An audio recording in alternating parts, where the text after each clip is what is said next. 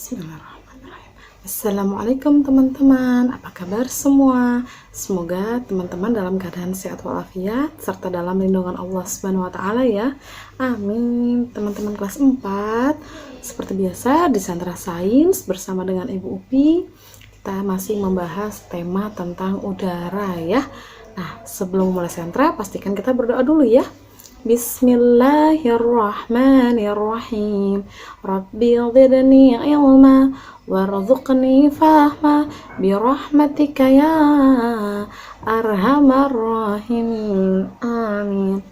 Oke, teman-teman kelas 4, di Sentra Sains minggu ini kita masih temanya membahas tentang udara, hanya saja kita membahas topiknya tentang pencemaran udara. Nah, kita sedikit murojaah ya tentang materi-materi di pekan lalu ya.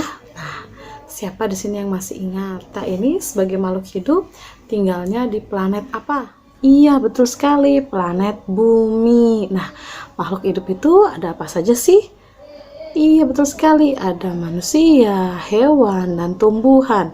Nah, mengapa kita sebagai makhluk hidup bisa hidup atau bertempat tinggal di planet Bumi nih? Kenapa kita malah di planet Bumi, malah bisa hidupnya ya, bukan di planet yang lain? Ada yang tahu nggak alasannya?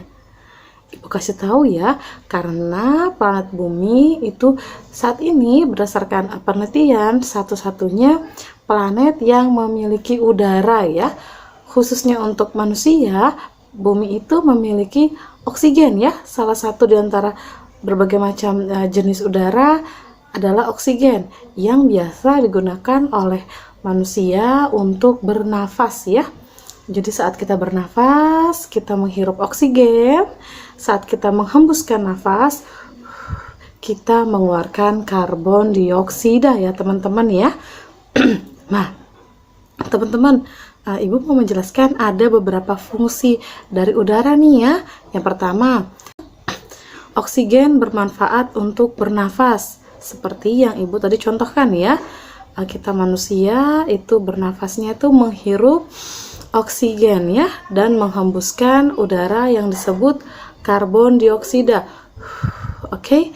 Nah, yang kedua, fungsi udaranya adalah udara bisa mengklasifikasikan iklim, cuaca, ataupun musim pada suatu tempat. Siapa di sini yang masih ingat di tema pekan pertama, tema udara di pekan pertama itu yang tentang jenis-jenis udara? Siapa yang masih ingat? Angin apa yang dapat menentukan klasifikasi iklim, cuaca pada suatu tempat? Siapa yang masih ingat? Iya, betul sekali, angin muson atau angin musim ya, yang terjadi setiap 6 bulan sekali ya.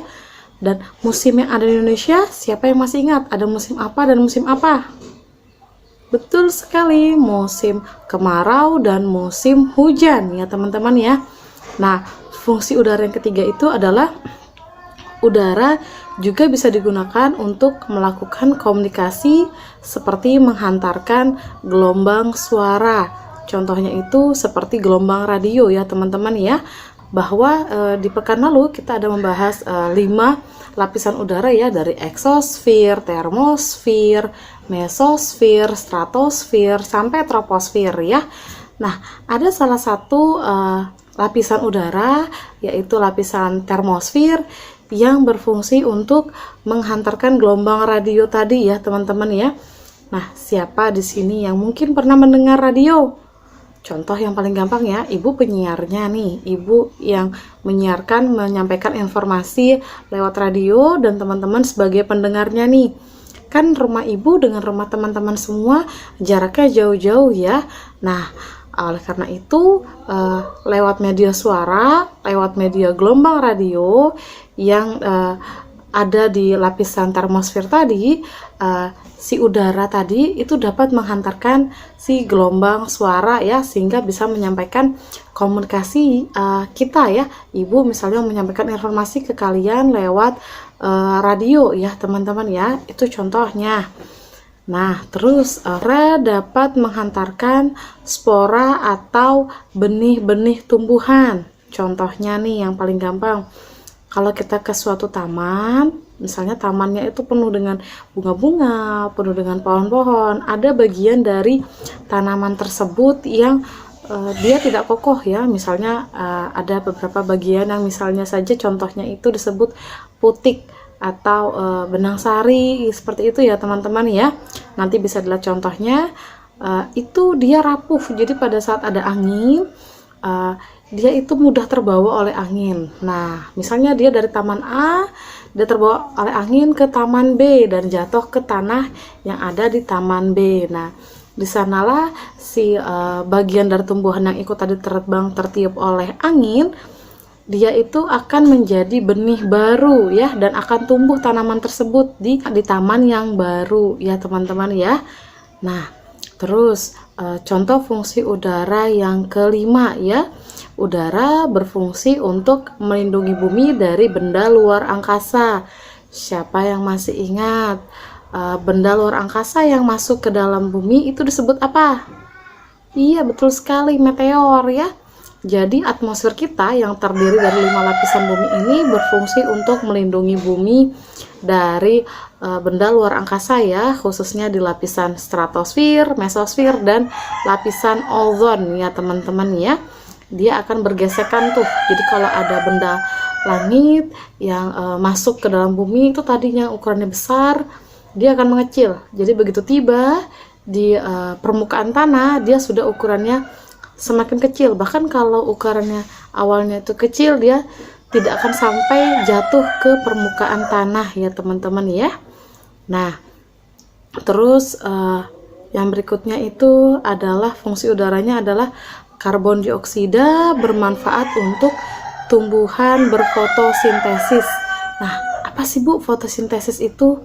Nah, fotosintesis itu adalah proses memanfaatkan energi cahaya matahari untuk mengubah air dan karbon dioksida menjadi karbohidrat dan oksigen. Nah, jadi kalau contoh yang paling gampang ya, yang teman-teman bisa bayangkan, kita kan suka makan sayur-sayuran, apalagi sayur-sayuran yang berwarna hijau ya teman-teman ya, sehat ya, mengandung serat yang tinggi ya, atau makan buah-buahan. Buah-buahan kan juga dari tumbuh-tumbuhan ya teman-teman ya. Nah, tumbuhan itu untuk menghasilkan sayur yang bergizi, menghasilkan buah yang bergizi, buah yang penuh dengan serat, vitamin, sayur juga penuh dengan serat, dia itu butuh salah satu udara untuk menghasilkan tadi buah-buah tadi atau sayuran-sayuran tadi ya.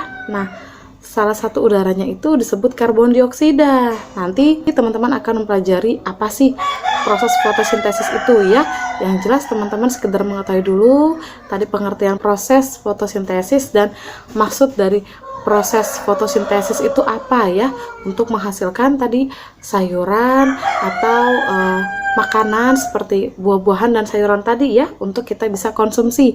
Kan dia butuh tanaman itu tumbuh ya dari benih sampai dia jadi siap untuk kita panen ya teman-teman ya, siap kita untuk nikmati ya hasilnya ya. Nah, terus tadi sudah kita mengetahui nih fungsi-fungsi udaranya nih ya. Ibu ulang ya, kita murajaah bersama ya. Tadi udah ada contohnya. Sekarang Ibu review ulang ya. Ibu murajaah ulang ya. Yang pertama, oksigen bermanfaat untuk bernafas. Tadi contohnya yang oksigen tadi ya, kita hirup ya. Yang kedua, udara bisa menentukan klasifikasi iklim, cuaca, ataupun musim pada suatu tempat. Yang tadi kita udah jelaskan contohnya angin muson ya. Yang ketiga, udara juga bisa digunakan untuk melakukan komunikasi seperti menghantarkan gelombang suara. Contohnya gelombang radio ya yang ada di lapisan termosfer ya teman-teman ya. Dan yang keempat, udara dapat menghantarkan spora atau benih-benih tumbuhan. Contohnya tadi bagian tumbuhan yang terbawa oleh angin dan tumbuh di tempat yang lain ya teman-teman ya. Yang kelima, udara dapat berfungsi untuk melindungi bumi dari benda luar angkasa. Contohnya tadi apabila ada meteor yang masuk ke dalam permukaan bumi ya. Nah, yang kelima adalah karbon dioksida bermanfaat untuk tumbuhan sebagai fotosintesis ya. Contohnya tadi juga sudah ya teman-teman, untuk menghasilkan sayuran dan buah-buahan ya. Tadi kita udah mengerti nih fungsi-fungsi udara. Nah, terus pencemaran udara itu Apa sih Bu? Saya sendiri belum tahu loh Bu. Nah, Ibu jelasin ya. Pencemaran udara itu adalah perusakan terhadap kualitas udara ya teman-teman ya. Nah, pencemaran udara itu juga ada berbagai macam sumber nih. Ada dua ya sumber yang akan Ibu jelaskan ya. Yang pertama, sumber pencemaran udara alamiah. Dan yang kedua adalah sumber pencemaran udara dari manusia. Nah, maksudnya dari sumber pencemaran udara alamiah artinya alam sendiri yang menjadi sumber pencemaran udara tersebut ya. Contohnya nih, asap dari letusan gunung berapi ya teman-teman ya. Gunung kalau udah meletus gitu ya, udah meledak, udah mengeluarkan lavanya, biasanya sebelumnya juga dia akan mengeluarkan asap panas dulu ya teman-teman ya, yang berbahaya jika sampai mengenai tubuh kita, makhluk hidup, atau terhirup ya teman-teman ya. Jadi kalau kita masih ada dalam jangkauan si daerah yang terkena dampak dari letusan gunung berapi ini, jauh sangat berbahaya ya. Dari segi pencemaran udaranya saja bisa membuat kita sesak nafas dan terkena penyakit paru-paru ya teman-teman ya. Nah, dan ini bisa kalau dia mengeluarkan banyak sekali asapnya bisa terbawa oleh angin sampai jauh keluar kota ya teman-teman ya, bahkan keluar pulau ya. Nah, terus yang kedua itu contohnya dari alamiah ya tadi ya, sumber pencemaran udara dari alamiah adalah kebakaran hutan. Nah, mungkin teman-teman di sini pernah beberapa tahun yang lalu merasakan Kalimantan itu sempat kabut asap ya, kita Kalimantan Timur ya teman-teman ya. Itu kiriman dari asap dari kebakaran hutan yang ada di Pulau Sumatera. Bahkan di Pulau Kalimantan sendiri, kalau Ibu tidak salah ingat itu ada di Kalimantan Tengah ya. Nanti bisa ditanyakan ke Guru Sentra Sosial Budaya dengan Bu Hana ya. Nah, itu kebakarannya terlalu luas teman-teman, sehingga asap yang ditimbulkan pun jadi lebih banyak dan terbawa oleh angin hingga sampai di kota kita ya. Dan kita juga mengalami yang namanya oksigen kita jadi tercemar ya, udara kita jadi kotor ya. Padahal di kota kita tidak ada kebakaran hutan saat itu ya. Nah, sekarang contoh dari sumber pencemaran udara yang disebabkan oleh manusia ya. Nah, contohnya itu adalah asap kendaraan. Nah, teman-teman coba deh perhatikan ya, di jalanan, knalpot, pada mobil, motor, itu kan menghasilkan asap ya. Nah, asap itulah yang menyebabkan pencemaran udara ya teman-teman ya. Nah, terus ada lagi itu asap pabrik. Mungkin kalau di Balikpapan, di Kaltim sendiri untuk pabrik tidak terlalu signifikan ya, tidak terlalu terlihat berkontribusi menyumbang banyak pencemaran udara. Ada tapi tidak terlalu banyak. Kebanyakan tuh di pulau-pulau besar seperti Pulau Jawa.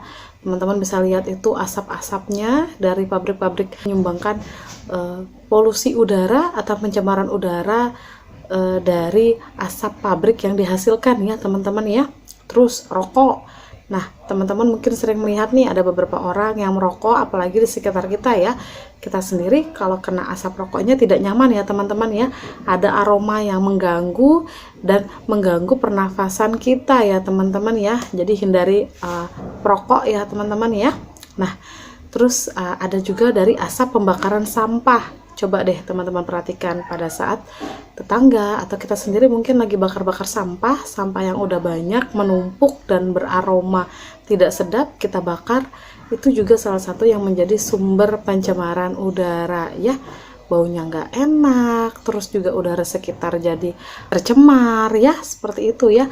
Kita hirup juga udaranya tidak selega biasanya dan beraroma tidak nyaman ya teman-teman ya, tidak enak ya. Nah, pembakaran itu, asap pembakaran nggak mesti harus dari sampah teman-teman, dari makanan juga bisa. Contohnya, kalau teman-teman mungkin pernah buat sate, atau mungkin beli sate, atau ayam bakar, ikan bakar, itu kan pada saat dibakar menggunakan arang, itu juga menghasilkan asap ya. Asapnya itu juga mencemari udara di sekitarnya ya teman-teman ya. Tidak ada masalah mau makan bakar-bakar, tapi perhatikan gizinya dan pastikan tidak terlalu sering ya teman-teman ya, atau menggunakan peralatan masak yang atau peralatan pembakaran yang tidak terlalu banyak menghasilkan asap ya, supaya udara kita tetap bersih ya, oksigennya tetap kita bisa hirup dengan baik ya. Nah, dari sekian banyak pencemaran udara itu menimbulkan beberapa dampak atau akibat dari pencemaran udara itu tersendiri ya. Nah, contohnya nih, yang pertama ya, dampaknya tuh satu, menyebabkan penyakit pada saluran pernafasan atau penyakit paru-paru. Contoh penyakitnya tuh asma sama sakit bronkitis ya. Penyakit bronkitis ya, itu ada masalah di paru-parunya ya. Dan kalau asma itu juga sampai sesak nafas ya teman-teman ya. Yang kedua, timbulnya udara yang kotor. Ya, tadi Ibu jelaskan, contohnya itu sampai ada kabut asap ya. Jadi bisa membuat mata kita jadi perih. Terus juga kita bernafasnya tidak lega sampai harus menggunakan masker ya. Nah, terus ya yang terakhir itu adalah kerusakan pada lapisan ozon. Jadi kalau terlalu banyak asap, apalagi asap yang tidak sehat, itu dia kalau sampai kepada lapisan udara yang ada di langit sana yang udah kita pelajari di pekan lalu ya, ada 5. Salah satunya itu lapisan ozon ya, yang melindungi bumi ya dari radiasi sinar ultraviolet, dari macam-macam ya, termasuk dari benda langit yang akan memasuki bumi. Nah, itu juga dia bisa rusak teman-teman, lama-lama bolong.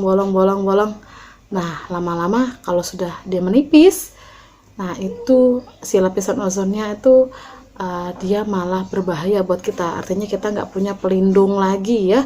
Otomatis kalau siang kita merasakan lebih panas daripada sekarang, malam pun juga seperti itu. Dan benda luar angkasa yang masuk ke dalam bumi kita itu jauh lebih mudah dia masuk ke dalam bumi dan merusak bumi kita ya teman-teman ya. Bisa juga kalau terjadinya kerusakan pada lapisan ozon itu, contohnya itu terjadinya pemanasan global ya, atau terjadinya kenaikan suhu bumi ya, naik menjadi lebih panas ya teman-teman ya. Nah, terus nih ada beberapa zat beracun yang biasanya terkandung saat terjadinya proses pencemaran udara tadi ya. Yang pertama itu adalah karbon monoksida atau yang biasa disingkat CO ya, huruf C dan O ya. Karbon monoksida ini atau si CO ini biasa berasal dari asap kendaraan ya, khususnya kendaraan bermotor ya. Jadi asap yang keluar dari knalpot kendaraan bermotor itu mengandung zat beracun yang disebut karbon monoksida atau CO ya. Yang kedua itu adalah karbon dioksida atau biasa disingkat CO2 ya. Ini biasanya berasal dari asap pembakaran seperti kebakaran hutan dan lain-lain ya. Bisa juga dari pembakaran sampah ya, seperti itu ya. Hasil dari bakar-bakar ya, kan itu menghasilkan zat beracun yang disebut karbon dioksida ya. Maksud di sini beracun itu kalau terhirup dalam jumlah yang banyak atau sering itu berakibat fatal ya buat tubuh kita ya. Kita bisa sulit bernafas atau kena tadi yang Ibu tadi awal bilang ya, bisa terkena penyakit paru-paru ya. Bukan berarti beracun langsung meninggal seperti itu ya teman-teman ya. Tapi kalau dia terlalu banyak, bisa terfatalnya bisa sampai keracunan, dia kehabisan oksigen dan bisa meninggal ya. Tapi itu kalau jumlahnya terlalu banyak ya teman-teman ya. Nah, terus yang ketiga itu zat beracunnya itu namanya gas NO dan NO2 ya. Biasanya berasal dari asap kapal laut ya teman-teman ya. Jadi kapal laut kalau teman-teman perhatikan mungkin lihat di TV, di internet atau di gambar-gambar tertentu ada mengeluarkan asap ya, seperti kereta api juga kan mengeluarkan asap. Nah, dia itu biasanya menghasilkan gas zat beracun yang disebut gas NO atau NO2. Nah, dari sini Ibu harap teman-teman sudah mulai paham apa yang Ibu sampaikan. Jika ada yang kurang jelas, silahkan bertanya pada saat recalling atau minta bantu pendampingnya atau orang tuanya di rumah untuk menghubungi Ibu ya. Nah, atau teman-teman silahkan teman-teman memutar kembali video materi Ibu ya. Nah, atau bertanya langsung pada saat recalling. Nah, oke, Ibu tutup dengan hamdalah ya, alhamdulillah, dan kita tutup dengan kafaratul majelis. Subhanakallahumma wa bihamdik, asyhadu alla ilaha illa anta, astaghfiruka wa atubu ilaih. Walhamdulillahi rabbil alamin.